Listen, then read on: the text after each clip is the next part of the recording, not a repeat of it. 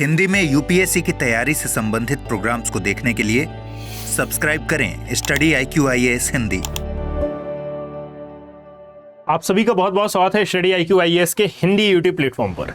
देखिए, जो P2I batches launch किए जाते हैं उनके बारे में कुछ स्टूडेंट्स की क्वेरीज आई हैं मेरे पास कि बेसिकली पढ़ाया कैसे जाता है, जरा ये तो बताइए। कि डेमो क्लास हमने अटेंड कर ली, परंतु हाँ इसके फीचर्स और क्या क्या हैं इसको थोड़ा सा डिटेल में बताइए। मेनली मैं यहाँ पर ज्योग्राफी के पर्सपेक्टिव को लेकर चलूंगा कि भाई यदि ज्योग्राफी का सिलेबस आपके यूपीएससी के सिलेबस में है तो उसको क्या स्ट्रेटजी होती है कंप्लीट कराने की स्टडी IQ-IAS की हिंदी की, इसके बारे में मैं डिस्कस करूंगा। सबसे पहले मैं आपको कुछ PDF बताता हूं कि अभी जस्ट मेरी जो क्लास खत्म हुई है उसको मैंने पढ़ाया हुआ हूं।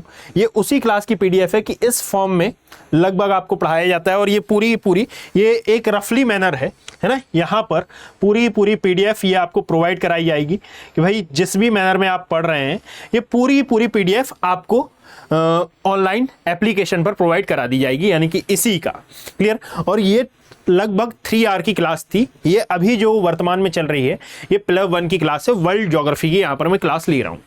अब इसको जरा समझना चालू करते हैं कि पढ़ाया कैसे जाता है एक ज्योग्राफी के सिलेबस को, क्या स्ट्रेटजी होती है उसको कंप्लीट कराने की स्टडी IQ-IAS हिंदी की। और ये बात मैं क्यों बता रहा हूँ, क्योंकि बेसिकली जो प्रतिज्ञा प्लस बैच हैं ये लॉन्च हुए हैं और प्रतिज्ञा प्लस बैच की जो अंतिम तिथि है एडमिशन लेने की ये 3 सितंबर है और इस पर 31 अगस्त से क्लासेस प्रारंभ हो गई हैं।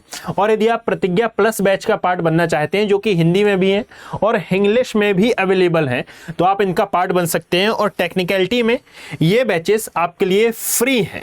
आप फ्री हैं का मतलब क्या है भाई, कि यदि आप प्री क्वालिफाई कर जाते हैं तो प्री क्वालिफाई किए जाने पर ये आपकी पूरी की पूरी फीस रिफंड कर दी जाएगी जो आप AKB लाइव कोड के साथ यहाँ पर पे करने वाले हैं। ये फीस तो रिफंड होगी ही, साथ में यदि आप वीकली टेस्ट भी यहाँ पर अटेंड करते हैं और इसमें अच्छा प्रदर्शन करते हैं तो प्रति हफ्ते आप 11,000 रुपए तक जीत सकते हैं। दैट इज वाई मैंने ये वीडियो लेकर आया है कि सही प्रतिज्ञा प्लस बैच है और प्रतिज्ञा प्लस बैच के अलावा और जितने भी बैचेस लॉन्च किए जाते हैं इनमें ज्योग्राफी को यूपीएससी के अकॉर्डिंगली किस प्रकार से कवर अप कराया जाता है स्टडी IQ-IAS हिंदी के प्लेटफॉर्म के द्वारा। तो चलिए प्रारंभ करते हैं। मैंने आपको PDF बता दी, अब इसी के अकॉर्डिंग मैं आपको समझाता हूं कि देखिए जब क्लासेस प्रारंभ होती हैं तो क्लासेस की प्रारंभिक अवस्था में ये लॉन्ग टर्म बैच की मैं बात कर रहा हूं। सबसे पहले आपको कराया जाता है बेसिक ऑफ ज्योग्राफी, यानी कि बेसिक ऑफ ज्योग्राफी का मतलब हम ऐसा मानकर चल रहे हैं कि भाई सामने वाले जो स्टूडेंट है उनको कुछ नहीं पता, जनरली पता रहता है, परंतु ऐसा मानकर चला जाता है कि कुछ नहीं पता है, बिल्कुल बेसिक से लेकर एडवांस तक आपको ले जाना है। तो बेसिक से लेकर एडवांस तक यदि मान लीजिए 1 से लेकर 100 तक की गिनती सिखानी है तो यहां पर यदि डायरेक्टली हमने बता दिया कि 1 से लेकर 100 तक की गिनती होती है आप इनको याद कर लीजिए, नहीं, पहले रोमन अक्षर क्या होते हैं, देवनागरी लिपि क्या होती है, उनको लिखा कैसे जाता है पहले ये तो पता हो, है ना।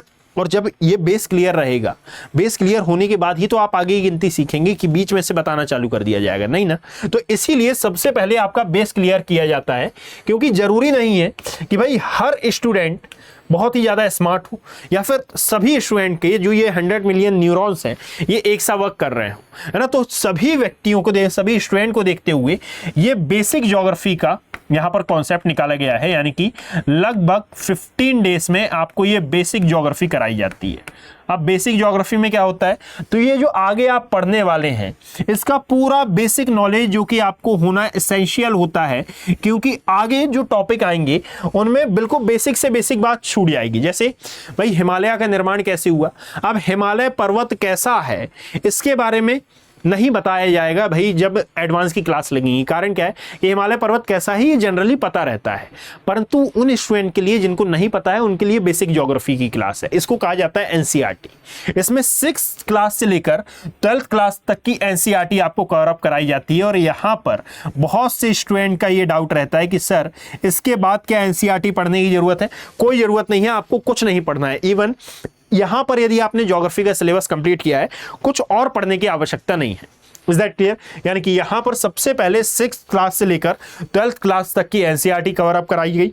अब यहां पर इंडियन ज्योग्राफी भी आई, फिजिकल ज्योग्राफी भी आई, इकोनॉमिक ज्योग्राफी, एनवायरमेंटल ज्योग्राफी और अन्य, यानी कि जैसे ओशनोग्राफी, क्लाइमेटोलॉजी, सब कुछ इसमें ऐड ऑन हो गया। Is that clear? जब आपकी ये 15 दिन में बेसिक क्लियर हो जाता है तो बेसिक क्लियर करने के, अब मैं ये डेज अप्रोक्सीमेटली बोल रहा हूं, यानी कि इसी के आसपास होते हैं। इसके पश्चात लगाई जाती है आपकी पिलर 1 की क्लास, और इस पिलर 1 की क्लास में अब आपको कराई जाती है मेनली फिजिकल ज्योग्राफी। फिजिकल पहले क्यों कराई गई भाई, इसका भी आंसर दे रहा हूं।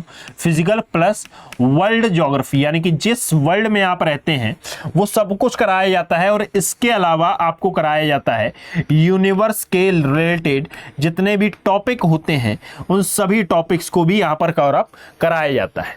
यानी कि आप ऐसा मानकर चलें कि बेसिक आपने कंप्लीट किया था, अब उसी बेसिक के जस्ट प्रायर आपका एडवांस भी चालू हुआ पिलर 1 के नाम से, जो कि मेनली फिजिकल ज्योग्राफी और वर्ल्ड ज्योग्राफी का है। और ये बताने की आवश्यकता मुझे है नहीं कि फिजिकल ज्योग्राफी में सब कुछ आ जाता है। और यहाँ पर पिलर 1 में ज्योग्राफी रखने का अभिप्राय ये है कि भाई जब आप पिलर 2 पढ़ेंगे तो इसमें बेसिकली प्रारंभ की जाती है इंडियन ज्योग्राफी। इसमें आप पढ़ते हैं इंडियन ज्योग्राफी को, यानी कि वही जो आप बेस बनाकर आए हैं, और यहाँ पर जो पिलर 1 में पढ़ा है अब उसको इंडिया के अकॉर्डिंगली कैसे अप्लाई करना है, इंडिया में कहाँ कहाँ पर वो अप्लाई होगा, किस किस प्रकार से आप उसकी आंसर राइटिंग करेंगे, ये सब कुछ पिलर 1 और पिलर 2 में। पिलर 1 थोड़ा सा हेक्टिक वाला काम रहता है, कारण यह है कि इसमें थोड़ी साइंस अप्लाई होती है। जब आप क्लाइमेट यानी फिजिकल ज्योग्राफी में आपको मजा आता है, फिजिकल ज्योग्राफी में क्लाइमेटोलॉजी जब आती है तो क्लाइमेटोलॉजी थोड़ा सा दिमाग घुमाने वाली चीज रहती है। जैसे इसमें कई सिद्धांत आते हैं, कई प्रकार के इसमें मंडल आते हैं, कई प्रकार की इसमें स्टडीज आती हैं, तो उन स्टडीज को जब आप पढ़ते हैं तो यहाँ पर थोड़ा सा साइंस का टच आ जाता है। और शायद आप जानते होंगे यहाँ पर भी साइंस आता है, वहां पर थोड़ा सा बोरियत भरा काम लग जाता है। तो ज्योग्राफी बोरिंग नहीं है, परंतु हाँ क्लाइमेटोलॉजी में आपको ये लग सकता है कि भाई ये ज्योग्राफी में दिमाग लगाना पड़ रहा है। नहीं तो ज्योग्राफी को मैं ऐसा सब्जेक्ट मानता हूं जिसमें दिमाग किसी भी प्रकार का नहीं लगाना पड़ता। आप पढ़ते जाइए, बिल्कुल कॉन्सेप्ट है, और कॉन्सेप्ट को यदि आपने समझ लिया तो ज्योग्राफी बहुत ही ज्यादा इजी सब्जेक्ट माना जाता है। अब यदि ये ज्योग्राफी में ये जो क्लाइमेटोलॉजी है ये आपका कोर पार्ट है, और इसी पर सबसे ज्यादा ध्यान केंद्रित मेरे द्वारा तो किया जाता है। यानी कि सबसे ज्यादा ऐसी क्लाइमेटोलॉजी से क्वेश्चन आते हैं, और ऐसे ऐसे क्वेश्चन आते हैं कि करंट बेस्ड आते हैं, है ना। इनको एक साथ जोड़ते हुए पढ़ाया जाता है। जैसे अभी मैं यदि एशिया महाद्वीप पढ़ा रहा था तो एशिया महाद्वीप के मैंने करंट पॉइंट ऑफ व्यू को कनेक्ट करते हुए भी पढ़ाया कि भाई यहाँ पर यदि आप साउथ चाइना सी को देखेंगे तो ये साउथ चाइना सी का क्या विवाद है, क्रॉस स्ट्रेट का क्या विवाद है, इन सभी के बारे में अभी डिस्कशन करते हुए मेरी क्लास जस्ट ही ओवर हुई है, उसी को मैं समझा रहा था। तो याद रखिएगा कि इनमें सभी पॉइंट्स को, यानी कि ज्योग्राफी के अकॉर्डिंगली जियोपॉलिटिक्स को भी ऐड किया जाता है, ज्योग्राफी के अकॉर्डिंगली आप देखेंगे कि अन्य स्टेट ज्योग्राफी को भी ऐड किया जाता है। जो रीजनल ज्योग्राफी के पर्सपेक्टिव हैं, वर्ल्ड की रीजनल ज्योग्राफी की बात कर रहा हूं मैं, इंडिया की रीजनल नहीं कि स्टेट मत चले जाना, जो YT पे क्लास चल रही है, उसके भी पर्सपेक्टिव को यहां पर ऐड ऑन किया जाता है। यानी लगभग आप इसमें इतना पढ़ते हैं कि आपको यह लगता है कि भाई वर्ल्ड में यदि कुछ भी एक्टिविटी घटित हो रही है तो ज्योग्राफिकली उसका क्या महत्व है और ज्योग्राफिकली उसका रीजन क्या है, ये आप अच्छे से समझ जाते हैं। और सेम है, जब आप वर्ल्ड के बारे में समझ गए तो इंडिया के बारे में समझना और इजी हो जाता है।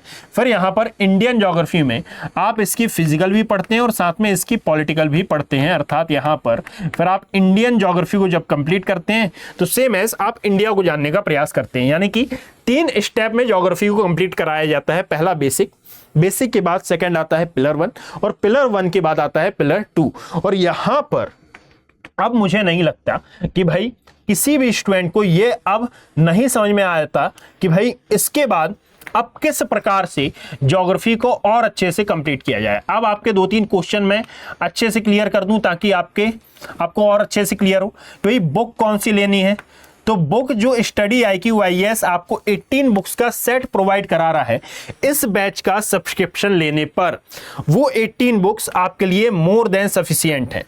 अब याद रखो कि ये जो प्रतिज्ञा प्लस बैच है ना, यदि आप प्रतिज्ञा प्लस बैच का पार्ट बनते हैं तो इसके अंतर्गत आपको क्या क्या मिलेगा, ये इसी बात का आंसर है कि ये बुक कहां से मिलना है।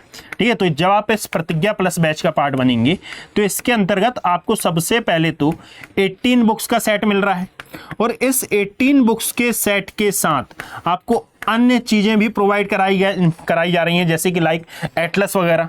ये जो 18 बुक्स का सेट है, यदि आप इसको पढ़ते हैं तो ये मोर देन सफिशिएंट है। अब जैसे ही आप प्री क्वालिफाई करेंगे और अपनी ये जो फीस है ये आप रिफंड करा लेंगे, इसके बाद आपके ऊपर एप्लीकेबल होगा एमआरपी प्रोग्राम अर्थात मेंस रेसिडेंशियल प्रोग्राम। इसके तहत आपको दिल्ली बुलाया जाएगा और दिल्ली में बुलाए जाने पर अब आपका जो खर्च है वो स्टडी IQ IAS हिंदी ही देगा। यानी कि यहाँ पर अब क्वेश्चन का आंसर आपको मिल गया कि भाई यहाँ एमआरपी प्रोग्राम जब आपके लिए अप्लाई किया जाएगा तो पूरा खर्चा स्टडी IQ IAS हिंदी का है। हाँ, कुछ माइनर जैसे कि अब कुछ बुक्स ऐसी होती हैं जो कि आपके पास स्वयं होती हैं और कुछ प्रोवाइड कराते हैं, तो वो आपके ऊपर डिपेंड करता है कि भाई आप स्वयं खरीदना चाहते हैं या फिर इंस्टीट्यूट की ओर से लेना चाहते हैं। तो यहाँ पर हम उसकी डिस्कस नहीं कर रहे हैं। याद रखो कि एमआरपी प्रोग्राम लागू होता है। इसके बाद जब आप मेंस क्वालिफाई कर लेते हैं तो IGP प्रोग्राम भी अप्लाई होता है यहाँ पर। मतलब कि सब कुछ स्टडी IQ IAS हिंदी आपको प्रोवाइड करा रहा है। बस आपको करना यह है कि जिस हिसाब से ये पढ़ाया जा रहा है, जैसे ज्योग्राफी पढ़ाई गई है उसी प्रकार अन्य सब्जेक्ट्स भी पढ़ाए जाते हैं और उसी की तर्ज पर जो आपके करंट के सब्जेक्ट हैं वह भी यहाँ पर तैयार किए जाते हैं। यानी कि जैसे एक प्रोग्राम चलता है कैप, करंट अफेयर प्रोग्राम, ये भी यहाँ पर कंप्लीट कराया जाता है हर सैटरडे को। अब हमें ये कैसे मालूम चलेगा कि एक्चुअल में हमने ये जो स्ट्रेटजी बनाई है या आपके लिए वाकई में कारगर है, या फिर आप वाकई में कैमरे के सामने बैठकर जो मैं क्लास ले रहा हूं और जो आप लैपटॉप के सामने बैठकर पढ़ रहे हैं, या आप वाकई में पढ़ रहे हैं, ये 100 मिलियन न्यूरॉन्स का एक्चुअल में प्रयोग हो भी रहा है या फिर नहीं हो रहा है। तो इसके लिए हमने वीकली टेस्ट का प्रावधान यहाँ पर किया हुआ है कि आप यहाँ पर देखेंगे कि हर हफ्ते टेस्ट होते हैं और ये संडे को लिए जाते हैं। अब संडे को जो टेस्ट होगा उसकी आंसर की आपको शाम तक प्रोवाइड करा दी जाएगी और फिर आपके नंबर वहां पर बता दिए जाएंगे, आपकी रैंक क्या है यह भी बता दी जाएगी। और यदि आप रैंक ले आते हैं 1 तो फिर ये 11,000 रुपए आपके अकाउंट में भी आएंगे, है ना, ताकि आप मोटिवेट रहें और अगली बार फिर से आप अच्छा परफॉर्मेंस करें। याद रखिएगा। और इसी के साथ अब जब आपकी ये वाली क्लास चल रही होगी यानी कि NCERT की, तो आपको MCQ ज्यादा सॉल्व करने होंगे, यानी कि फोकस रहेगा MCQs पर। और जब आपकी पिलर 1 की क्लास स्टार्ट होगी तो यहाँ पर डेली का एक DMQ आपको दिया जाएगा। DMQ क्या होता है भाई? तो डेली मेंस क्वेश्चन, जो आफ्टर क्लास आपको स्क्रीन पर शो होगा और आफ्टर क्लास स्क्रीन पर शो हो रहा है तो आप इसको सबमिट करेंगे। जो भी मेंटोर सर आपको अलॉट होंगे उन्हें सबमिट करेंगे और विद इन 24 आवर वो इसको चेक कर आपको वापस से सेंड करेंगे और इसमें बताएंगे कि क्या क्या खामियां हैं, आपको कहां पर सुधार की गुंजाइश है और कहां पर आपको कौन से टर्म्स प्रयोग नहीं करने थे जो कि आपने टर्म्स प्रयोग कर लिए। जैसे यदि क्वेश्चन आया तो क्वेश्चन का आंसर किस प्रकार से लिखना था, इसके लिए मेनली गाइड किया जाता है, जो बहुत आवश्यक होता है कि भाई यदि 3 फ्रेजेस हैं कि सबसे पहले introduction, main body and then conclusion, तो इंट्रोडक्शन कैसा होना चाहिए, मेन बॉडी कैसी होनी चाहिए, कंक्लूजन कैसा होना चाहिए, इन तीनों में क्या क्या सिमिलरिटी होनी चाहिए। जब कोई भी एग्जामिनर आपकी कॉपी चेक करेगा तो आपसे क्या एक्सपेक्ट करता है, ये सभी बातें इसमें बताई जाती हैं। और संडे को तो हो ही रहा है MCQ, यानी कि ये MCQ वाला टेस्ट भी कंटिन्यू रहेगा और ये DMQ भी कंटिन्यू रहेगा। जैसे यदि मैंने कोई टॉपिक पढ़ाया है, जैसे कल मैं टॉपिक पढ़ाने वाला हूं इंटरनल स्ट्रक्चर ऑफ अर्थ, तो इसमें अब आपको इसका एक DMQ दिया जाएगा। चूंकि अभी ये NCERT का बैच है इसलिए इसमें नहीं मिलेगा, परंतु हाँ जब ये पिलर 1 की क्लास लगेगी और फिर मैं इसमें इंटरनल स्ट्रक्चर पढ़ाऊंगा तो उसमें आपको जस्ट क्लास के बाद, क्लास आपने ओवर की, मैंने यहां से एंड की क्लास और आपको वो क्वेश्चन स्क्रीन पर सेंड हो जाएगा। अब इसमें एक और फंडा होता है कि भाई रेटिंग, आप अपना रिस्पांस भी बता सकते हैं कि भाई टीचर का पढ़ाया हुआ आपको कितना समझ में आया, टीचर का कंटेंट आपको कितना अच्छा लगा, ये सभी सुविधाएं इनमें ऐड ऑन होती हैं। यदि आप इन बैचेस का पार्ट बनना चाहते हैं तो याद रखिएगा कि 3 सितंबर इसकी लास्ट डेट है ना। ऐसा नहीं है कि आप इसके बाद जुड़ नहीं सकते हैं, परंतु दूसरे बैच का आपको फिर से वेट करना पड़ेगा। यदि आप इसका पार्ट बनना चाहते हैं तो AKB लाइव कोड का यूज करके आप इसका पार्ट बन सकते हैं 24,999 रुपए में। ठीक है, पूरा का पूरा आपके लिए फ्री ऑफ कॉस्ट होगा यदि आप प्री क्वालिफाई कर लेते हैं तो। धन्यवाद। हिंदी में UPSC की तैयारी से संबंधित प्रोग्राम्स को देखने के लिए सब्सक्राइब करें स्टडी IQ IAS हिंदी।